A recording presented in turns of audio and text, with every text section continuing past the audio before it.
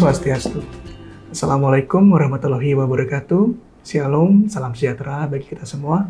Salam kebajikan, salam Pancasila, dan salam Warma Dewa. Halo adik-adik mahasiswa, bertemu lagi dengan saya atas nama Imadi Aditya Mantara Putra dalam mata kuliah Pendidikan Pancasila.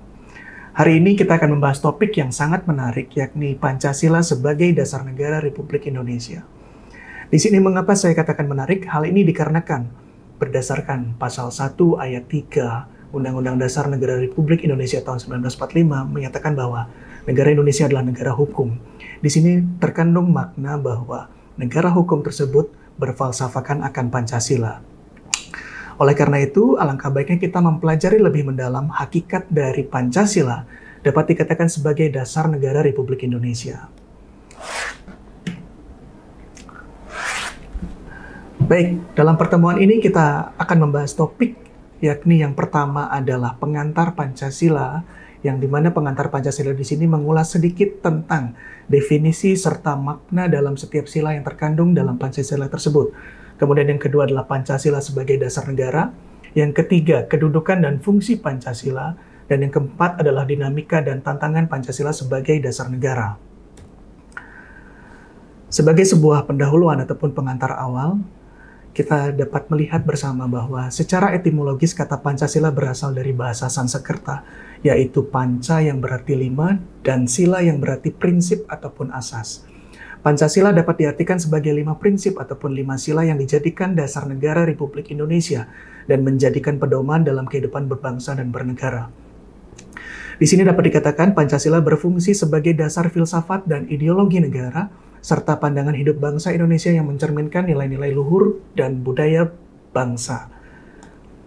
Selanjutnya, jika kita mengetahui Pancasila ini terdiri dari 5 sila, yang pertama adalah ketuhanan yang Maha Esa, yang kedua adalah kemanusiaan yang adil dan beradab, yang ketiga adalah persatuan Indonesia, yang keempat adalah kerakyatan yang dipimpin oleh hikmat, kebijaksanaan dalam permusyawaratan perwakilan, dan yang kelima adalah keadilan sosial bagi seluruh rakyat Indonesia. Mari kita secara bersama-sama mengupas setiap makna dalam sila tersebut. Dalam sila yang pertama adalah ketuhanan yang Maha Esa. Di sini memiliki makna bahwa bangsa Indonesia mengakui keberadaan Tuhan yang Maha Esa sebagai landasan spiritual dalam berkehidupan bernegara. Kemudian dalam sila kedua, yakni kemanusiaan yang adil dan beradab, di sini memiliki makna bahwa menghargai hak asasi manusia dan menjunjung tinggi nilai-nilai kemanusiaan yang adil dan beradab. Kemudian yang ketiga, mengenai persatuan Indonesia memiliki makna bahwa diperlukannya keutamaan persatuan dan kesatuan bangsa dalam keberagaman, baik dalam hal agama, budaya, dan maupun suku. Kemudian yang keempat adalah kerakyatan yang dipimpin oleh hikmat, kebijaksanaan dalam permusyawaratan dan perwakilan. Di sini memiliki makna mengedepankan musyawarah untuk mufakat dalam pengambilan keputusan dalam kepentingan bersama. Dan yang terakhir adalah keadilan sosial bagi seluruh rakyat Indonesia. Di sini memiliki makna mewujudkan keadilan sosial yang merata dalam segala aspek kehidupan masyarakat Indonesia. Jadi, di dalam Pancasila tersebut memiliki makna di masing-masingnya yang tentu menjadi dasar dan pedoman bagi masyarakat Indonesia. Baik, untuk selanjutnya kita akan membahas tentang Pancasila sebagai dasar negara. Di sini kami dapat mencermati bahwa ada 4 poin pengantar Pancasila sebagai dasar negara. Yang pertama dapat saya uraikan adalah Pancasila sebagai pedoman bangsa. Kemudian yang kedua adalah Pancasila terkandung dalam pembukaan Undang-Undang Dasar Negara Republik Indonesia tahun 1945. Kemudian yang ketiga adalah Pancasila tidak terpisahkan dari kehidupan masyarakat Indonesia. Dan yang keempat adalah Pancasila ditetapkan sebagai dasar negara. Dari 4 poin tersebut, kami di sini dapat mencermati bahwa Pancasila merupakan dasar negara dan pandangan hidup bangsa Indonesia yang telah diterima dan diakui oleh seluruh rakyat Indonesia. Dalam hal ini, Pancasila berfungsi sebagai jiwa dan raga bangsa Indonesia yang memberikan suatu kontribusi dan bimbingan dalam menciptakan masyarakat yang adil dan makmur. Keberadaan Pancasila ini telah diakui dan ditetapkan sebagai dasar negara pada 18 Agustus 1945 oleh PPKI atau disebut sebagai Panitia Persiapan Kemerdekaan Indonesia dan telah menjadikan kepribadian serta pedoman hidup bagi bangsa Indonesia yang tak tergoyahkan oleh apapun itu. Jadi adik-adik dapat diketahui bahwa 4 poin pengantar Pancasila sebagai dasar negara ini agar dapat dimaknai dengan baik. Dari uraian tersebut, Maka dapat ditarik suatu simpulan bahwasanya Pancasila dijadikan suatu dasar negara dan panduan hidup dalam penyelenggaraan negara dan kehidupan bermasyarakat. Hal ini tercermin dalam pembukaan Undang-Undang Dasar Negara Republik Indonesia tahun 1945 yang menjelaskan bahwa Pancasila adalah falsafah hidup bangsa yang mencakup tujuan dan cita-cita Indonesia yang merdeka, bersatu, berdaulat, adil, dan makmur. Baik, selanjutnya kita akan membahas tentang kedudukan dan fungsi daripada Pancasila. Di sini kita melihat ada 3 gambar Pancasila ya adik-adik. Namun seperti yang sudah diuraikan sebelumnya, bahwasanya Pancasila telah ditetapkan pada 18 Agustus 1945 sebagai dasar negara.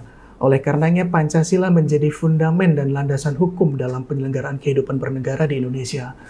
Hal ini berarti segala kebijakan, undang-undang, dan peraturan yang dibuat harus berdasarkan nilai-nilai yang terkandung dalam Pancasila. Kemudian kita lihat lebih lanjut bahwa anak panah pada Pancasila yang sudah ada di dalam PowerPoint ini dibagi menjadi 2, yakni Pancasila dalam perspektif ideologi bangsa dan Pancasila sebagai pandangan hidup bangsa.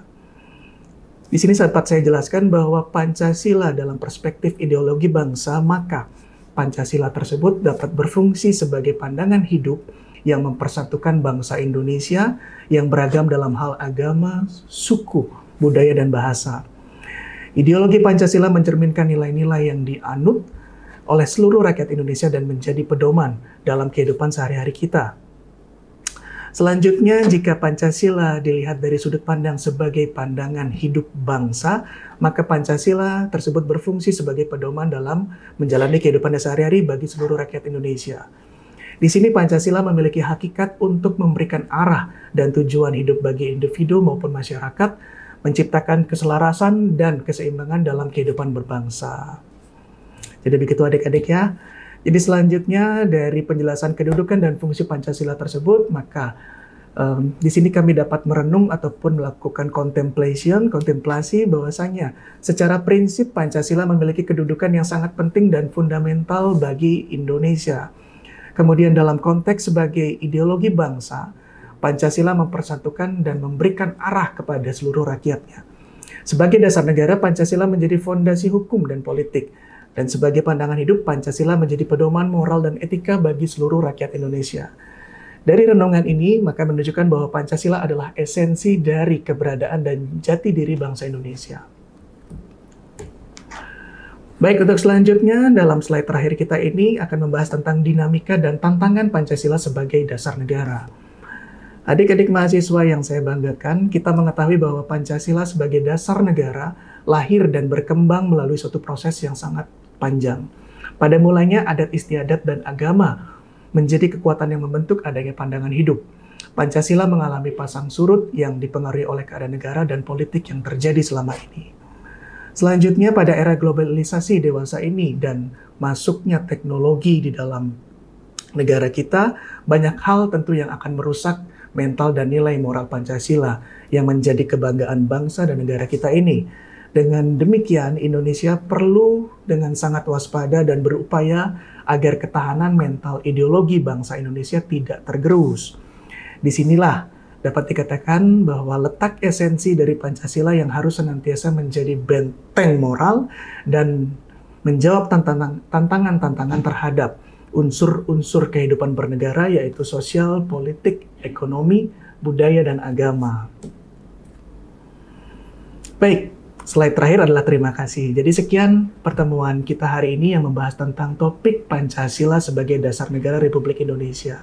Jadi sekali lagi kepada adik-adik mahasiswa, sekiranya jika ada yang ingin ditanyakan ataupun didiskusikan, kami sangat membuka ruang selebar-lebarnya, sebesar-besarnya untuk kita dapat berdiskusi bersama. Adik-adik dapat menggunakan forum diskusi yang ada di e-learning kami di Warung Mandewa.